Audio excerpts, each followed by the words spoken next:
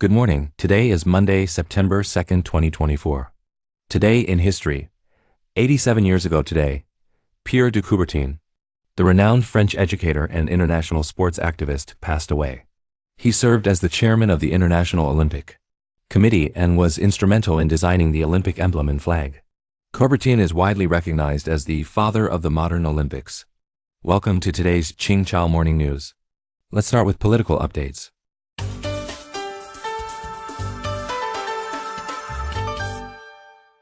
Mexico pauses relations with U.S. Embassy. According to Xinhua News Agency, on August 27, Mexican President Andrés Manuel López Obrador announced at a press conference that Mexico has decided to suspend relations with the U.S. Embassy in Mexico following criticism from U.S. Ambassador Ken Salazar regarding Mexico's judicial reforms. Mexico's recent judicial reform, which includes 20 measures such as judge elections and departmental integration, aims to combat corruption and improve the judicial system's efficiency. However, critics argue that these reforms could undermine judicial independence. U.S. Ambassador to Mexico Ken Salazar sharply criticized the reforms, stating that they could threaten the democratic system and undermine North American economic integration. South Korea passes Medical Services Act. According to Yonhap News Agency, on August 28, the South Korean National Assembly passed the Medical Care Act, with 283 votes in favor, 2 against, and 6 abstentions. Starting June next year, physician assistant nurses will be legally allowed to practice medicine, enabling them to perform some tasks typically handled by doctors. This move aims to address the medical gap caused by ongoing issues between South Korea's medical and political sectors.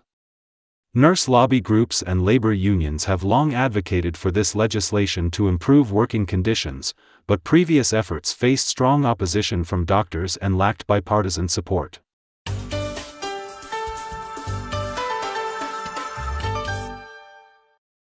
North Korea registers 13 submarines with the International Maritime Organization.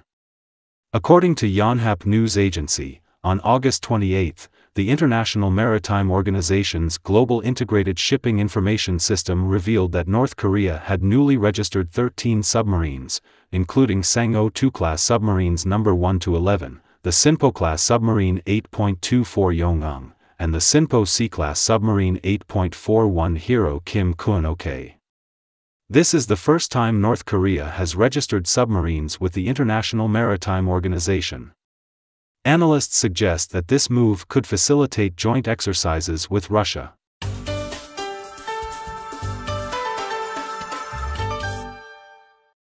Egypt launches global bidding for oil and gas exploration.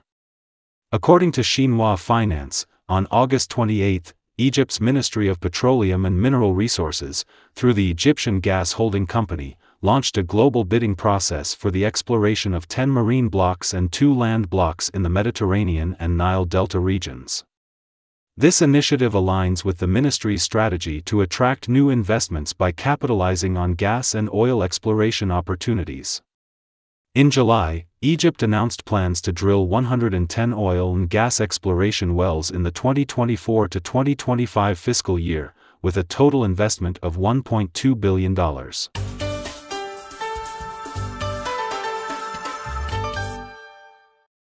UN Secretary-General issues SOS for Pacific Island nations. According to Reuters, on August 27, United Nations Secretary-General Guterres, speaking at the Pacific Islands Forum Leaders Meeting, highlighted that ocean temperatures in Pacific Island countries are rising 3 times faster than the global average. This increase is worsening storm surges and coastal flooding, placing these nations in extreme danger. He urged global attention to this issue. Climate change and security are the main topics at this meeting, which includes 18 member countries, such as Tonga, which is threatened by rising sea levels, and Australia, a major coal exporter. Polio vaccines arrive in Gaza.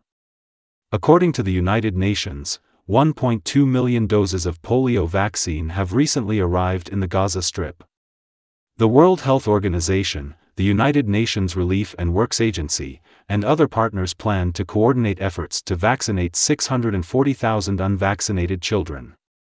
One of the main challenges is the ongoing conflict.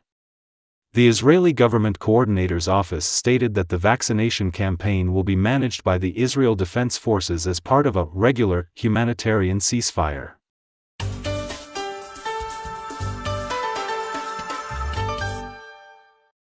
Volunteer teachers for international Chinese education in Laos hold inauguration in Vientiane. According to news from Laos, the 2024-2025 International Chinese Education Volunteers Arrival Conference and the Volunteer Project 20th Anniversary Exhibition were held in Vientiane from August 23 to 24. The event was organized by the Chinese and Foreign Language Exchange and Cooperation Center of the Ministry of Education and hosted by the Lao Chinese Education Federation. This year marks the 20th anniversary of the International Chinese Education Volunteer Project. Over the past 2 decades, the project has sent over 850 volunteer teachers to Laos, significantly supporting the development of Chinese education there. Laos has praised the volunteers for being a vital bridge for cultural exchange between China and Laos and for their substantial contributions to Chinese education in Laos.